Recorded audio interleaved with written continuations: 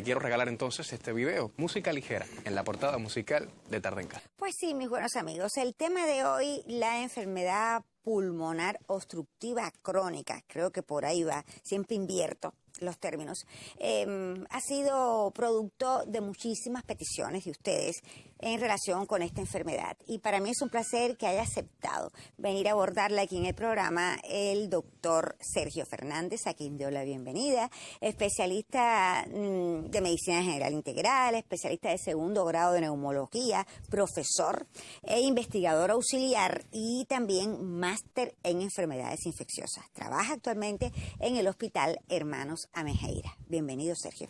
Muchas gracias nuevamente. Creo que el mes pasado también estuvimos por acá hablando de bronquiectasia. La bronquiectasia. Bueno, realmente nos estamos aprovechando de sus conocimientos en la neumología, algo que usted disfruta mucho, a lo que dedica muchísimo tiempo, y logré entenderle que es frecuente la o el EPOC en Cuba. ¿Qué es EPOC? A ver, la EPOC, como la población la conoce, es más bien esta enfermedad que la gente nombra como enfisema pulmonar, que realmente no es así el enfisema pulmonar solamente, no es una imbricación o una unión, una fusión del enfisema pulmonar con la bronquitis crónica, en este caso tabáquica.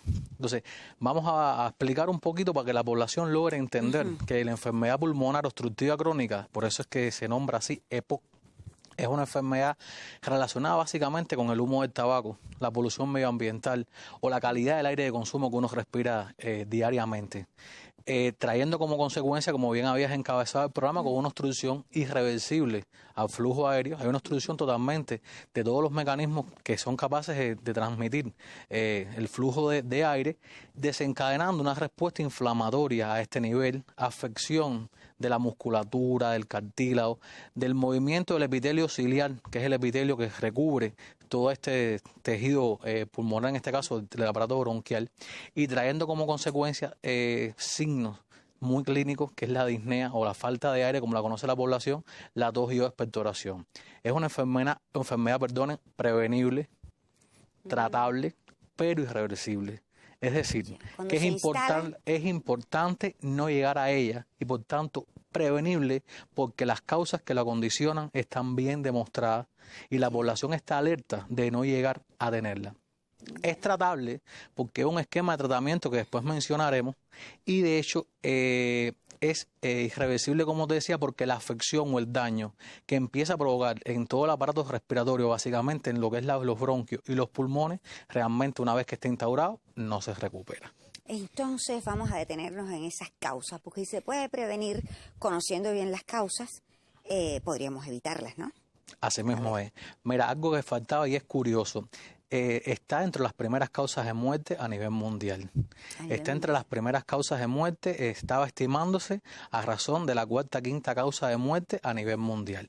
Se esperaba que en el 2020 fuera la quinta causa de discapacidad, porque es una enfermedad, como tiene disnea, esta disnea va cabalgando o va alopando y discapacita al paciente. Ya hoy en el 2023 está punteando en la tercera causa de discapacidad a nivel mundial. Fíjate lo importante que resulta esta enfermedad y lo frecuente que es en la población nacional. Las causas que la condicionan es básicamente el tabaquismo. El cigarro, el humo de tabaco, el humo de cigarro, pacientes que llegan y siempre buscan mecanismos de compensación, de si son 2, son 3, yo no aspiro. Realmente el tabaquismo es el principal factor de riesgo que trae como consecuencia esta enfermedad, de carácter activo o de carácter pasivo. Da más bien que sea humo de tabaco, cigarrillo con filtro, cigarrillo de esta marca, cigarrillo criollo. El cigarro es el principal factor de riesgo desencadenante de esta enfermedad, de manera pasiva y de manera activa. En relación a la cantidad de años fumando, lógicamente es una relación de causalidad, causa-efecto, mientras mayor cantidad de cigarrillos diarios uno consuma en el tiempo, realmente provoca una relación de proporcionalidad de más años a nivel pulmonar. De hecho, hay una fórmula que es el número de cigarrillos entre paquetes de años y demás que lo condiciona. Hay una suerte para algunos pacientes que la genética está implicada en todas las enfermedades de la predisposición, ese es lo importante, donde alrededor de un 10 o un 20% de la población puede tener genes de predisposición, o sea, genes de supresión, por llamarlo de alguna manera. Mi esposa genetista seguro va a estar diciendo, ¿qué está diciendo? Bueno, al final, existe un grupo de pacientes que tienen la predisposición de no enfermarse de este modo como estoy describiendo, pero realmente es un número muy bajo para el resto del 90%. Por eso quizás hay personas que dicen, yo he fumado toda la vida y no la padezco, pero estamos hablando de un 90% de personas que lo realizan, que sí de hecho tienen la enfermedad. Otras causas, las profesiones de riesgo. Por ejemplo, los carpinteros, el camarógrafo que ahorita me decía que soldaba la puerta del refrigerador de su hija sin máscara, los panaderos, los pintores, es decir, una serie de profesiones de riesgo que tú te expones también a un aire de consumo, que es la contaminación del aire que respiramos, la contaminación del humo de la biomasa, las trabajadoras de empresas. Es importante las medidas de protección en estas profesiones de riesgo. Y es un aire que estás respirando que va afectando todo el aparato mucociliar, la respuesta inflamatoria y dañando como tal el alveolo, que es la estructura de intercambio del pulmón. La alimentación, sobre todo en los lactantes, la parte de la prevenir las enfermedades respiratorias e infecciosas en la niñez, la vacunación, la inmunización. Hay un déficit de una enzima que es la alfa-1-antitricina, pero es muy raro tener pacientes con enfermedad de este tipo, sobre todo de tipo enfisematosa, por déficit de esta enzima. Pero sí quiero que la población quede bien enmarcado que es por las profesiones de riesgo y por el tabaquismo. Por eso la Organización Mundial de la Salud celebra cada 31 de mayo el Día de la Lucha Antitabáquica. Y no es por gusto que todos los terceros miércoles del mes de noviembre se condiciona a nivel mundial el Día de Lucha contra la EPO. Fíjate la importancia que revierte esta enfermedad por los daños poblacionales, las discapacidades, los ingresos hospitalarios, el consumo de medicamentos, de antibióticos, de broncodilatadores, el tiempo de permanencia en los hospitales, el gasto sanitario que conlleva. Al final es un llamado de atención que creo que es más fácil evitar que la gente fume, o quizás económicamente no producir el cigarro en los países, que trazar todas estas estrategias y todas estas luchas que al final costo-beneficio creo que son más en función de pérdidas económicas y pérdidas de vidas humanas. Además la relación que tiene el EPO con el cáncer de pulmón. Exactamente, ahí podríamos llegar también, pero a ver, doctor, si voy entendiendo, hay algo que nos puede avisar que podemos caer en una época. Si somos fumadores o fumadoras, ya estamos las mujeres fumando igual que los hombres. Por cierto, ¿quién padece más de poco? Bueno, hasta hace muy poco tiempo punteaban los hombres por la gran predisposición a los medios de trabajo de exposiciones irritantes y por el tabaquismo. Pero la mujer que está tan moderna, que trabaja en los mismos trabajos que hace el hombre y que de hecho es una moda el uso también de que ellas en su estética personal usen el tabaquismo, ya hay una alta tasa también de mujeres fumadoras con EPO y con enfermedades relacionadas con el tabaquismo igual. Por tanto, sigue siendo el hombre hoy por hoy, pero la mujer lo tiene muy de cerca. Me lo imaginé porque efectivamente estamos con el cigarrito en la boca, como dicen por ahí. El cigarro es algo que apunta, porque tendríamos muy dichosos de estar en ese por cierto tan pequeño que aunque fumen no llegan al EPOC. Muy bien. Lo produce. Luego, ¿qué síntomas nos van avisando? Por ejemplo, si somos fumadores, la falta de aire, tos, si se es asmático, se recrudece el asma. Es decir, ¿qué síntomas nos avisan que vamos camino a una EPOC? Como te decía, los dos grandes grupos básicos de los pacientes con EPO condicionan un subgrupo clínico que es el paciente con enfisema pulmonar. Y el otro grupo es el grupo de la bronquitis crónica. El paciente con enfisema pulmonar, el signo capital es la disnea. Disnea, que es la falta de aire que va en relación muchas veces al esfuerzo. Disnea de ligera, moderada, severa, o sea, en relación al esfuerzo físico que tenga este paciente. Y existen cuestionarios o escalas para medir esta disnea.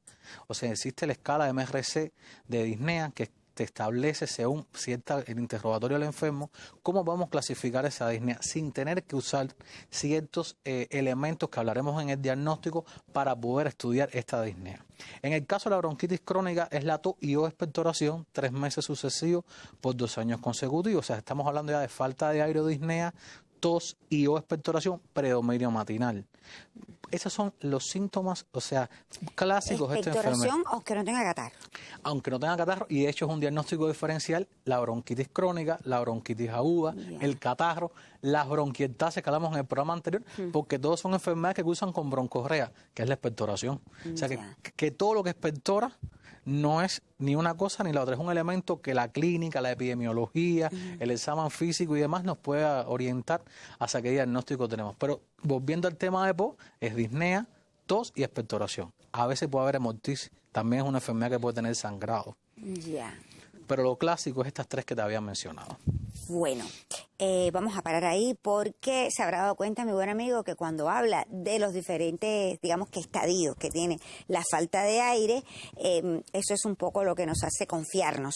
Bueno, me falta ahora un poco, pero entonces dejo de fumar y va aumentando, va aumentando. Por experiencia sé que los neumólogos le dicen, si usted sigue fumando, le va a faltar el aire caminando, luego le va a faltar sentado, luego le va a faltar acostado.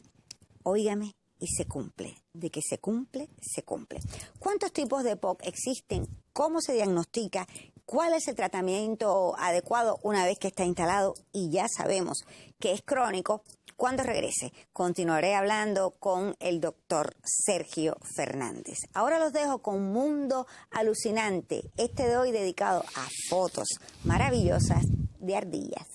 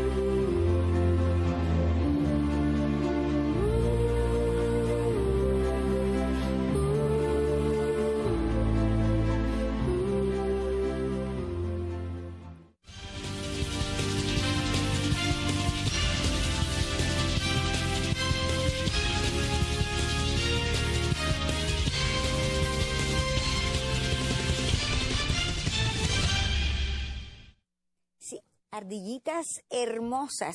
Pienso que han servido estas ardillas para relajar un poco el tema, porque muchos de los fumadores y fumadoras que nos están viendo deben estar preocupados con el EPOC. Él o la, él, me dijo el doctor, el EPOC. Pero son los EPOC también. Son bastantes. ¿Cuántos tipos existen de A ver, existen las clasificaciones según los subgrupos clínicos que han manejado siempre nuestros profesores de medicina interna, que es la variante fenotipo, o sea, la variante abotagado azul o el paciente pícnico rosado, que son las dos clasificaciones que siempre los libros de medicina interna teníamos como lápida, ¿no?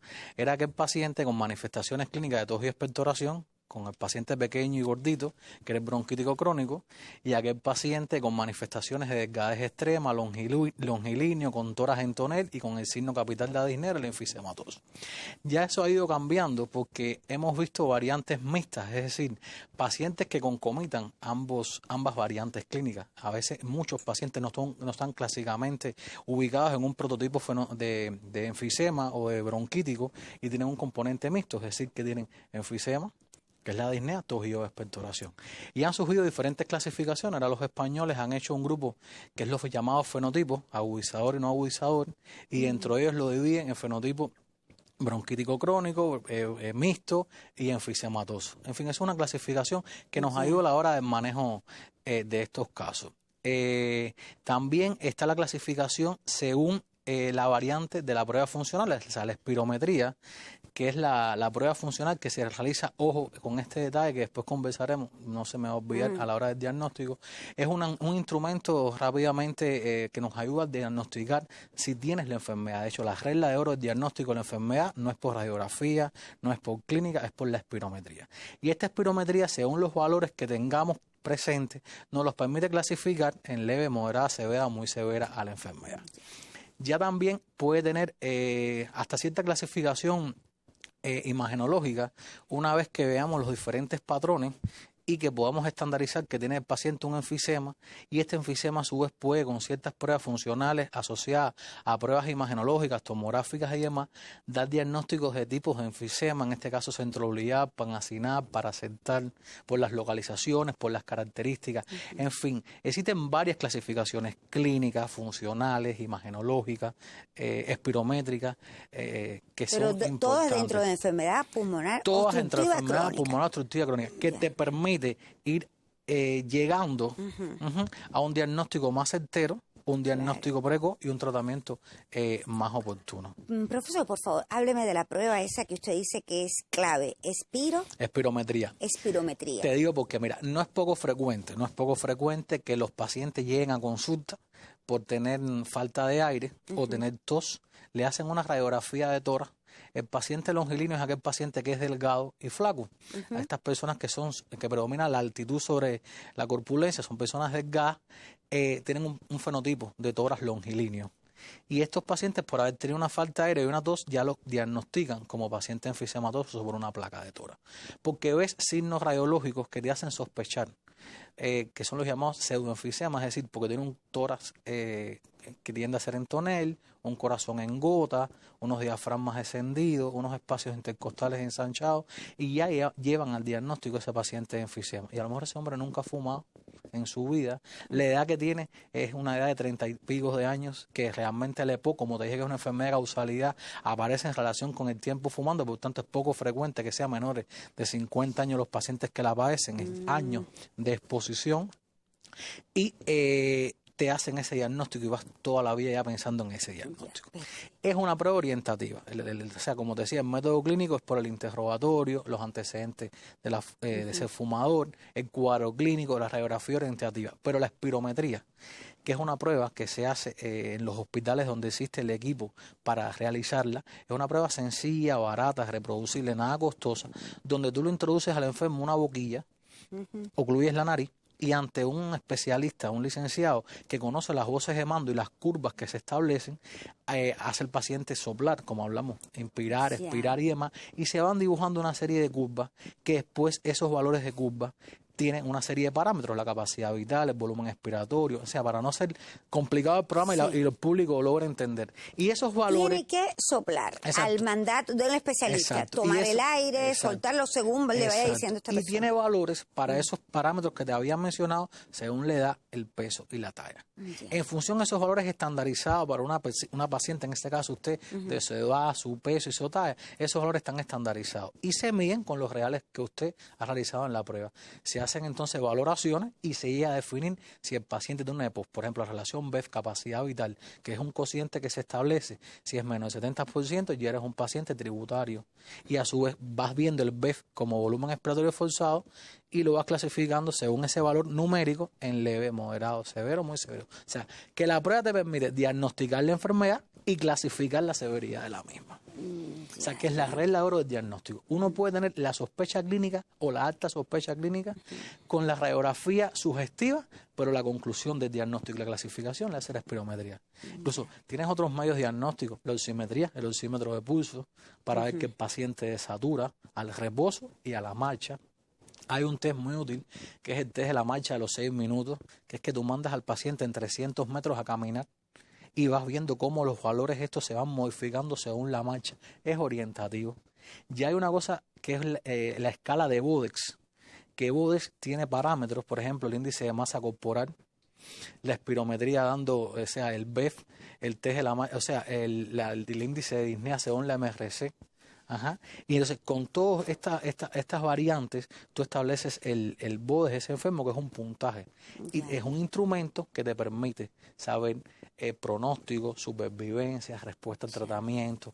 Hay diferentes cosas. Por ejemplo, hay un nuevo cuestionario que es el cuestionario CAT, que también por puntaje vamos valorando todas estas cosas. Siempre estamos en movimiento los médicos que tratamos EPOC. Mi desconocimiento total. Es falta de aire y están obstruidos los pulmones. Sí. Es decir, lo que yo me imagino es que no entra el aire. Sin embargo, la prueba es el que sale. Lo curioso, o sea, que, mira, que salga el aire. El bronquio, que es como una especie de una tubería, la tráquea, los bronquios son tubillos, que durante la inspiración el bronquio se elonga y se distiende para que el aire pase. Ajá. Y durante la expiración él se contrae y se acorta para garantizar todo este ciclo respiratorio.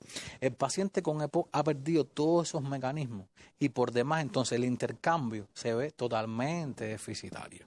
Entonces, el volumen expiratorio forzado no es más la cantidad de aire expirada en el primer minuto que tú expiras, y como estás obstruido, no logras botar todo ese aire. O sea, a diferencia de lo que piensas, vamos a interpretarlo como es aire que te queda adentro que no logras expulsar. Ya. Por tanto, es una prueba de el volumen expiratorio, que es la expiración de ese aire, que tú no logras. Por tanto, es útil al diagnóstico y en la clasificación. Entonces, lo que te ahoga un poco es que tienes aire que no has logrado. Como que te ahogas en tu propio aire. Que no has logrado. Ya. Son principios que uno debe comprender y que quizás sean muy sencillos, pero importantes, sobre todo a la hora de recibir el tratamiento, llevarlo correctamente. Cuando regrese voy a estar hablando con el doctor Sergio del tratamiento, y también quiero pedirle encarecidamente las recomendaciones para aquellos que viven junto a personas con EPOC, porque el que sufre de EPOC tiene características también en su modo de ser, le falta el aire. Y como dijera un epoxiano que tengo al lado, al cual adoro con el alma, cuando le falta el aire, él dice, la falta de aire es negra. Cuando regrese vamos a estar hablando del tratamiento. Ahora los dejo con Leiber Gómez y las noticias culturales. Teatro Nacional de Cuba, joya de la cultura cubana, institución cultural que promueve las artes y los más auténticos valores de la cultura nacional e internacional. Centro de excelencia y profesionalidad, con amplio programa de actividades e iniciativas que fomentan la movilidad de profesionales y creadores. Aniversario 64 del Teatro Nacional de Cuba.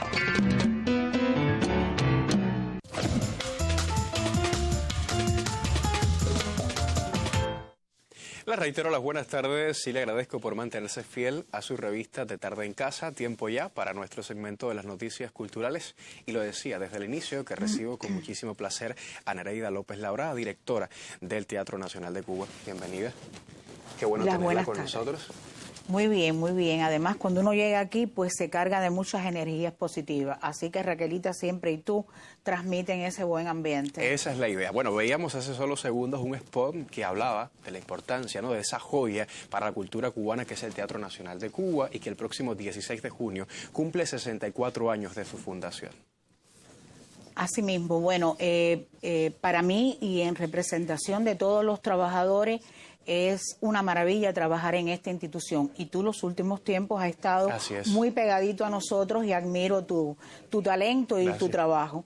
Hay que decir que, bueno, ya los 64 años marcan un recorrido importante, por tanto somos una institución emblemática de la cultura, joya de la cultura cubana, y Elmo Hernández dice que es el templo sagrado de la patria, un lugar donde nació la Brigada de Instructores de Arte, el movimiento de artistas aficionados, todos los movimientos de creación, y donde además nos hacemos acompañar porque atendemos a Argos Teatro, a Danza Contemporánea de Cuba, es decir, surgieron un grupo de instituciones muy importantes.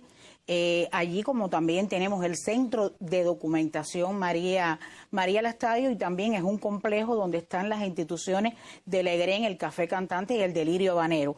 Por tanto, es un lugar de sentimientos, de espiritualidad, y de mucha efervescencia cultural.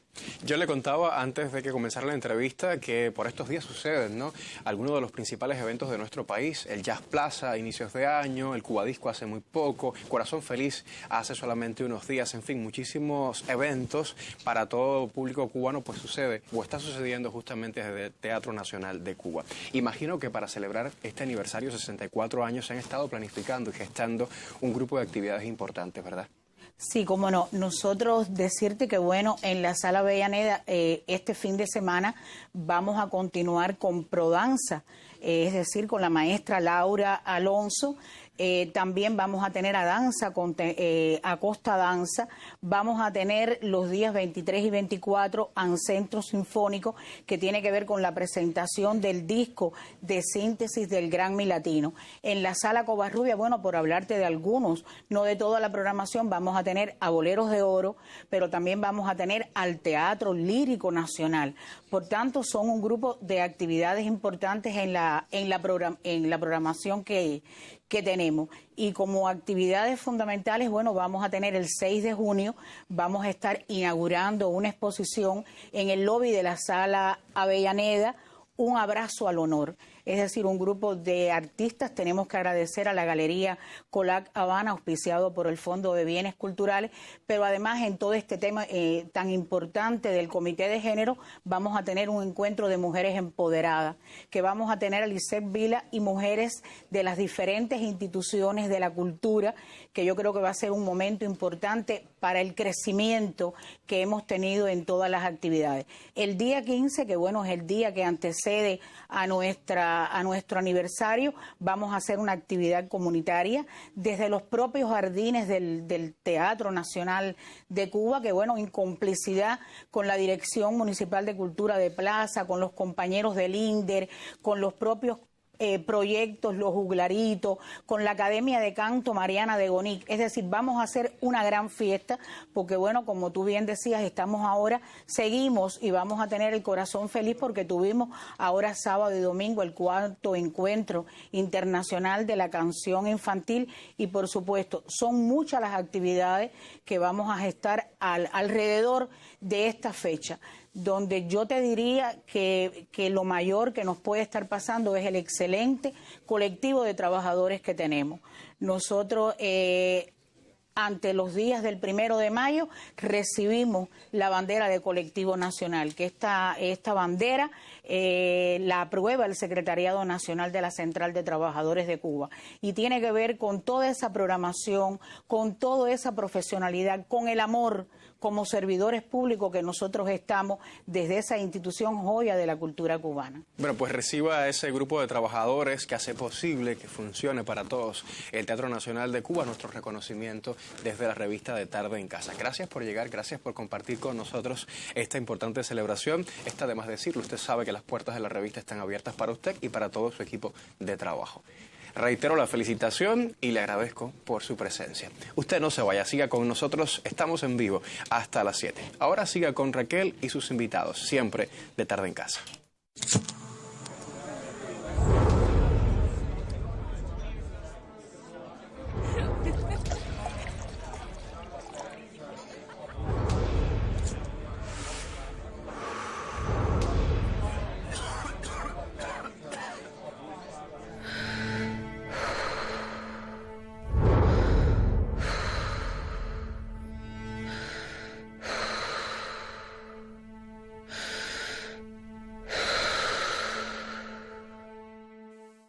Hablamos de la enfermedad pulmonar obstructiva crónica, EPOC, por sus siglas. Nos ha ayudado muchísimo a entenderla y sobre todo a comprender que se puede prevenir y que una vez instalada es crónica.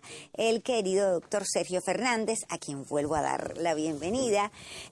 Bueno, pues como ya saben, especialista de segundo grado en neumología, máster en enfermedades infecciosas y alguien que tiene una facilidad enorme para hacernos entender las enfermedades neumológicas y sobre todo tomar conciencia, doctor. Desde las 6, usted creo que a muchos aquí en el estudio, porque ya ha visto el silencio total cuando usted conversa, la atención así de los camarógrafos. No es que fumen, pero bueno, hay algunos que fuman, ha logrado captar la atención de todos en relación con el hábito malísimo de fumar. Pero ya estamos en el momento en que se usted ha definido la enfermedad, sus causas, cómo se diagnostica, y vamos a llegar a el tratamiento o los tratamientos. Una vez que ya usted llegó a una persona, que bueno, usted decía que bueno poderlo coger, como decimos nosotros, a tiempo, pero bueno, ya está instalado. Una EPOC que ya sabemos que hay de diferentes tipos. ¿Cómo son los tratamientos? Depende el tipo, depende la persona, la edad. Me explicó también que el físico es muy importante, depende del físico. ¿Cómo va el tratamiento? A ver, el tratamiento se divide en tratamiento, bueno, en este caso preventivo, Ajá. tratamiento como tal establecido durante la enfermedad, el tratamiento de las complicaciones y en este caso la rehabilitación. El tratamiento preventivo creo que hemos hablado durante el programa, ¿no? Que es prevenir la aparición de la enfermedad por costumbres de sitios de trabajo, por protección, por no tabaquismo. Siempre es bueno prevenirla. Es prevenir. Ajá. La otra parte sería las campañas estas de vacunación antineumocócica, de vacunación antiviral, una buena inmunización, porque también una dieta equilibrada o balanceada, porque bueno, como te dije, forma parte de alguna de las posibles causas. Por tanto, es una enfermedad desde concepto prevenible y si prevenimos su etiología, nunca la tendremos. Por tanto, esto es fundamental. Ya una vez que desgraciadamente tenemos la enfermedad, y digo desgraciadamente porque como dije en el inicio es irreversible o poco recuperable la función pulmonar ya perdida, existen diferentes esquemas de tratamiento. Esquemas de tratamiento que vienen encabezados básicamente por medicamentos broncodilatadores y antiinflamatorios. Porque en su fisiopatología o en su decursal está, en este caso, la broncoconstricción, que es la obstrucción de la vía aérea, y la respuesta inflamatoria, como te decía. Por tanto, los pilares básicos de tratamiento van encaminados en dilatar, en abrir esta vía aérea y en antiinflamar la respuesta esta local. Entonces, son medicamentos broncodilatadores y antiinflamatorios. La vía de elección es la vía inhalada. O sea, pacientes que tienen que saber técnicamente cómo se usan los sprays. Es importante, como es una revista educativa a la población, que sepan cómo es el spray tanto para el asma como el EPOC. Son pacientes que siempre deben estar sentados, los veo en la calle de pie, caminando, sentados, rectificando la vía aérea, en silla que tenga espaldar, poner una postura como extensión del cuello, expirar, o sea, botar todo el aire, y es que entonces mueves el equipo, lo introduces en la boca, aprietas bien los labios para que no se escape y es que das la aplicación y sin retirarlo de la boca coges por la nariz para que la columna de aire lleve el medicamento hacia su destino. Eso que está hablando del spray es válido para todo, para un asmático, asma no, y para todo. Eso es importantísimo porque son pacientes que gastan toda la medicación y no mejoran. Porque Y no se lo precisamente saben es que dar. no se lo están dando, una mala técnica. Una mala técnica. Entonces, la otra cosa es la adherencia. Disculpe, doctor, Sí. todo el que lleve, tenga EPOC o no, inhalador de salbutamol, tiene que aprender la técnica de Aprender dárselo la técnica es correctamente. importantísimo. Ya, perfecto. Después que tengas la técnica, aprendí que la realices la adherencia al tratamiento. Pacientes que se los olvidan su medicación, por tanto, no mejoran. Entonces, hay un grupo importante, te decía, dentro de estos broncodilatadores, que hay de acción corta, de acción prolongada, de acción sostenida. Hay combinaciones de estos medicamentos broncodilatadores por vía acción de beta-2, anticolínicas. O sea, son cosas fisiopatológicas del bronquio, son receptores a nivel del bronquio que ya las grandes empresas confeccionan medicamentos que van destinados a la doble broncodilatación por vía broncodilatadora, por acción de los receptores beta, por acción anticolinérgica, combinan también los antiinflamatorios. Es el producto mágico que tendríamos para hacer todo el mecanismo en uno solo. Discúlpeme, doctor, pero por lo que le voy entendiendo, hay una terapéutica amplia en relación a eso. Hay Sí, sí. varias opciones. Hay Me imagino que como es tan común la enfermedad en el Exacto. mundo, cada día se van profundizando los estudios y van saliendo al mercado nuevos medicamentos con capacidades broncodilatadores y antiinflamatorias, con la intención de garantizar que el paciente esté totalmente broncodilatado. Desde luego, son productos altamente caros, son productos que a veces la confección de los mismos es muy difícil. Nosotros acá intentamos garantizar de manera prácticamente subsidiada esta medicación a la gran cantidad de pacientes que tenemos con EPOC. Nosotros la red de neumólogos contamos con el salbutamol, que es un broncodilatador de acción, en este caso corta, esteroides inhalados, que son la fluticasona, beclometasona o becloasma, que intentamos entonces dar el salbutamol y a los 20 minutos la aplicación de fluticasona o beclometasona. Contamos como anticolinérgico bromuro de ipratropio, que es el atrobaldo. También muchas veces, según la escala del paciente donde estemos, hay necesidad de usar las zeaxantinas, en este caso aminofilina o controfilina, o la aminofilina por vía parenteral, en dependencia de la gravedad o la severidad de cómo estemos viendo el enfermo. Tenemos también el uso de las prednisonas por vía oral. Y hay un grupo importante que son aquellos enfermos que se han complicado de EPOC, porque recordemos que todo el circuito pulmonar es cardiopulmonar. Y entonces aquí vendrían las consecuencias de una EPOC severa o muy severa para el corazón.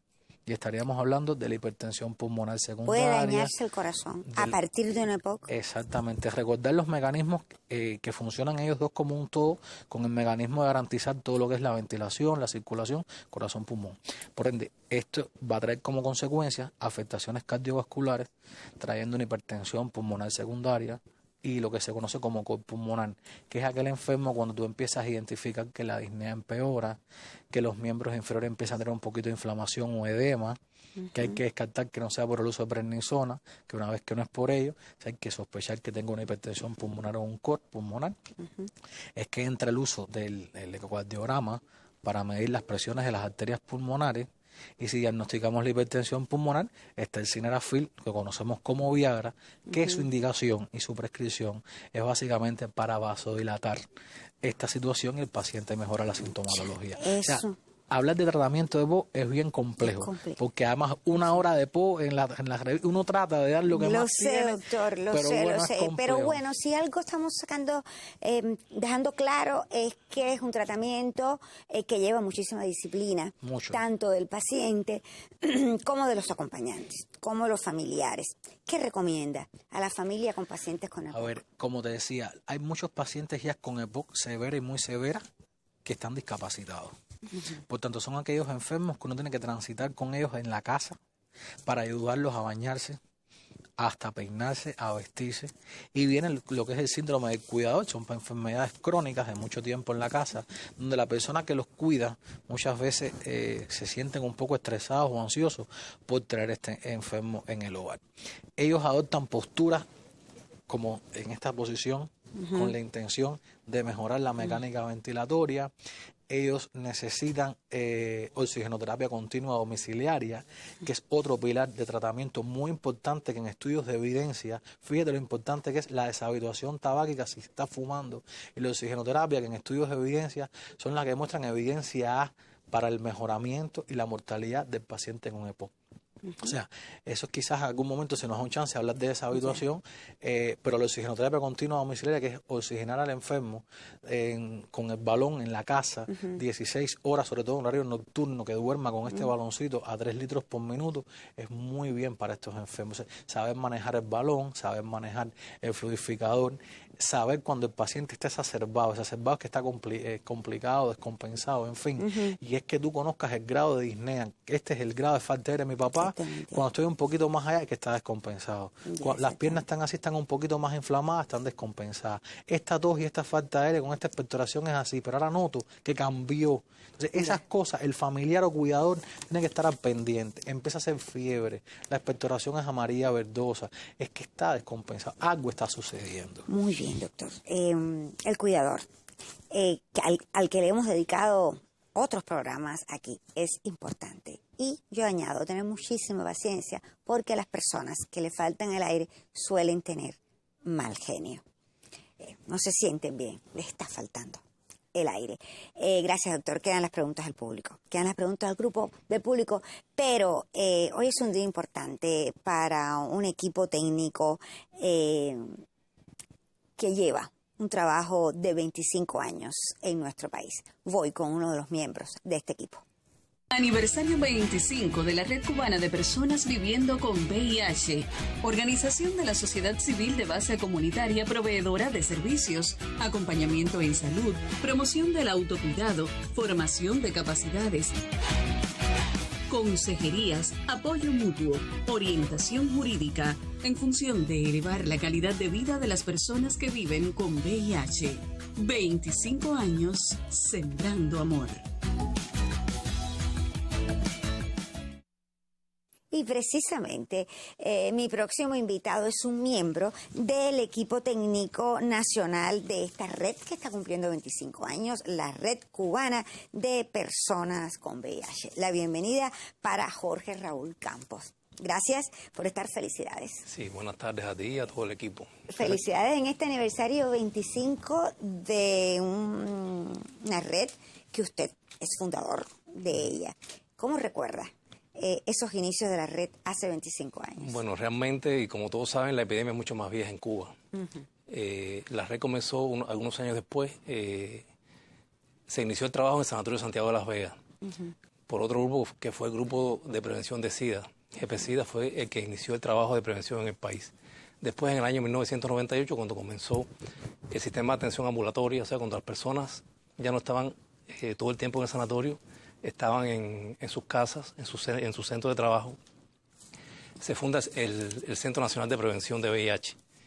Y en ese momento surge la red, que anteriormente fue la línea de apoyo a personas con VIH y desde hace algún tiempo la Red Nacional de Personas que viven con VIH en Cuba.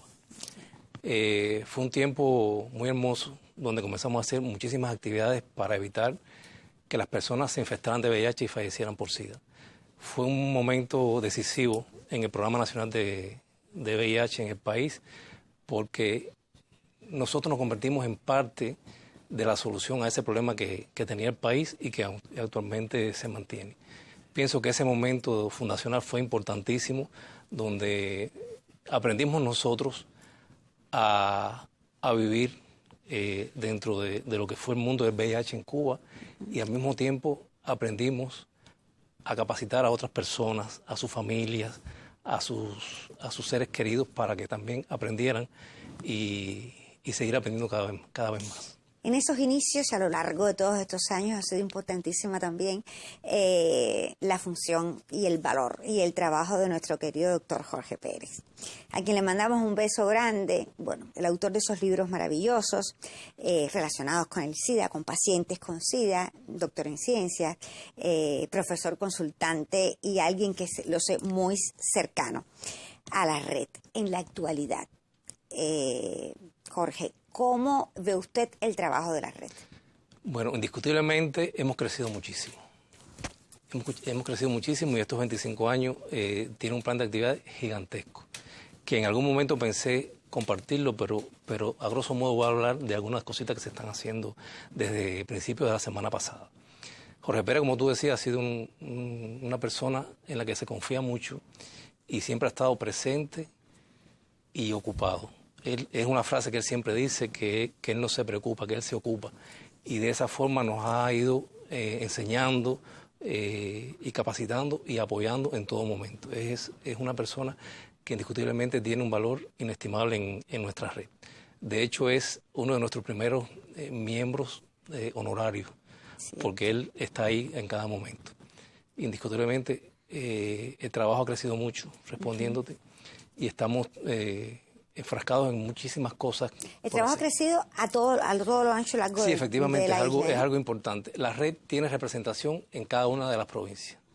Digamos que la estructura está formada por un equipo técnico nacional y equipos técnicos provinciales, y en algunos municipios equipos técnicos municipales, que es algo que tenemos como reto para el futuro, seguir trabajando para lograr esos equipos técnicos en cada uno de los municipios. Bueno, reto que se mantiene porque continúan trabajando y de esta forma han llegado al aniversario 25. Muchísimas felicidades a todos los miembros de la red, al querido doctor Jorge Pérez y a ti, Jorge Raúl, que has colaborado con nosotros también, sí, en otros programas. Muchísimas felicidades. Gracias a ustedes y además de ser un espacio de celebración, va a ser un espacio también de recordación a las personas que no están con nosotros. Cierto. Eso es importante también tenerlo en cuenta y tenerlo como momento a seguir, como cosas que hacer por las personas que no están tan bien, que nos enseñaron, y eso que nos enseñaron está presente en nuestro trabajo. Muchísimas gracias por estar hoy aquí con nosotros. Y a ustedes también, mis buenos amigos, gracias por preferir nuestra revista.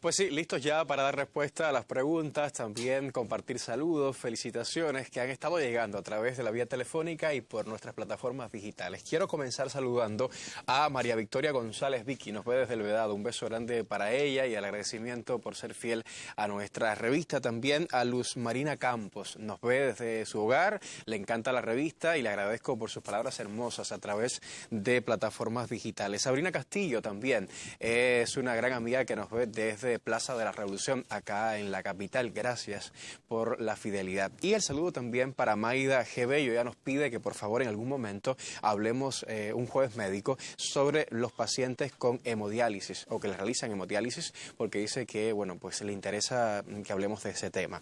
Y tengo varias preguntas. Se comunicaba con nosotros desde la capital una amiga, Mariana Pérez. Ella dice que quiere saber cuántos años puede vivir una persona con EPOC. Bueno, la cantidad de años que puede vivir si el depende de la clasificación de este EPOC. Por ejemplo, si es un paciente con una EPOC leve, moderada, que cumple tratamiento, que puede tener una calidad de vida adecuada y puede fallecer de cualquier, incluso otra enfermedad. Ahora, los pacientes que ya tienen una EPOC muy severa, de hecho depende de las complicaciones, de la afectación cardiopulmonar, de la edad de comienzo de la enfermedad, de otras enfermedades, otras comorbilidades, pero no existe una edad que pueda, por enfermedad, codificar, en este caso, tiempo de vida y durabilidad. Cada persona es un mundo, entonces depende también de la respuesta del organismo. Exactamente, exactamente. Gracias, doctor. Qué bonito. Cada persona es un mundo. Así mismo es. Y hay aspectos de la genética que funcionan. Creo que voy a pedirle a su esposa que venga acá con nosotros para hacer un programa sobre genética. Sobre todo por el dicho aquel de que lo que se hereda, ¿qué? No se hurta. ¿Qué se hereda? ¿Qué se hurta en términos de genética? ¿Querrá venir su esposa, doctor, a hacer un programa? Vamos a convocarlo hoy. Bueno, pues no me salgo del tema, porque mire, esto es muy importante. Usted ha hablado del daño que hace el cigarro, que los fumadores son los principales que pueden padecer de EPOC. Y aquí está preguntando Lisette Vega si el cigarro electrónico es bueno o malo. El vapeo, dice ella. A ver, es algo que está como que de moda. Nosotros a veces seguimos un poco las tendencias y las modas, ¿no? De hecho, si lo vamos a ver como si es mejor que el tabaquismo activo, lo considero que sí. Pero si lo vamos a ver como inocuo, te diría que no. No es no. Claro, porque al final lo que estás es inhalando sustancias que además forman parte y vas afectando directamente lo que es el aparato mucociliar, la estructura bronquial y demás. Si lo comparamos contra el tabaquismo, diría, prefiero que usen el cigarro electrónico, pero si quisiéramos optar por mejor, es no usarlo, para intentar que el aire de consumo sea óptimo y con mayor calidad. Entendido. Sí, Pedro Castillo también nos escribía a través de plataformas. Él pregunta, ¿qué no deben hacer las personas con EPOC? A ver, los pacientes con EPOC tienen que tener cuidado, sobre todo, como te decía, las campañas de vacunación antigripal y antineumocócica son campañas que se hacen anual porque son muy propensos a infectarse por procesos de la comunidad, sean gripes, catarros, los neumococos dando neumonía. Por tanto, deben intentar ese cuento que no se mojen y demás. Quizás es un poco cierto cuidarse los resfriados comunes. Evitar los cambios de temperatura. Estamos en una habitación con ambiente frío, impactar rápidamente en uno caliente o temperatura medioambiental y viceversa. La sumersión, las transportaciones en aviones, un grupo de cosas. Todo eso hay que tenerlo en cuenta, igual que los asmáticos tienen que cuidarse muchísimo. Hay que cuidarse, amigos. Con eso vamos a cerrar, ¿qué te parece? Hay que cuidarse. Y dejar de fumar es una forma magnífica de cuidarse. Gracias, doctor Sergio. Muchísimas gracias. Y a ustedes también, amigos. Los espero mañana a las 6, que aquí, para hacerle útil, lo tenemos todo. O casi todo. Muy buenas tardes.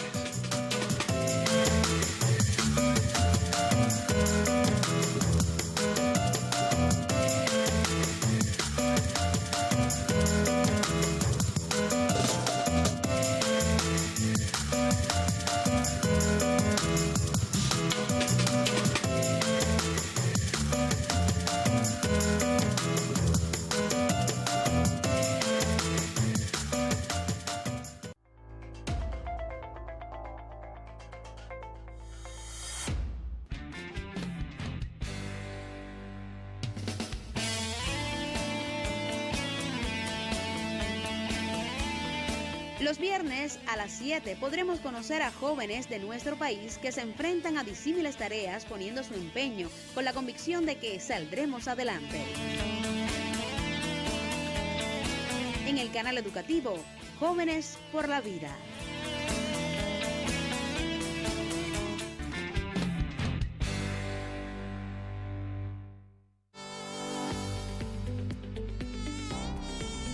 Actívate contra el mosquito. Elimina, limpia, cepilla y tapa todos los recipientes donde se acumula agua. Evitar que se propague es tu mejor defensa contra el dengue, el zika, el chikungunya y la fiebre amarilla. Actívate contra el mosquito. 0 criaderos, más salud.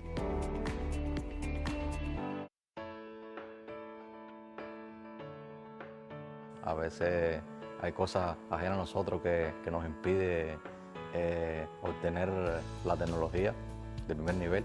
Siempre estamos en desventaja.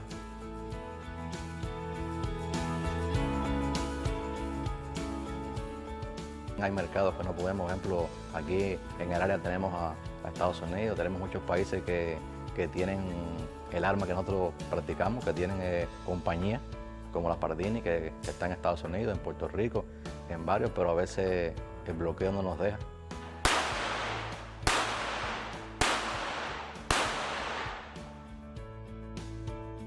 Yo soy campeón olímpico en el 2012, ya la marca Pardini, que es la mejor en esta modalidad, en 25 metros, la marca Pardini es italiana, es la mejor del mundo.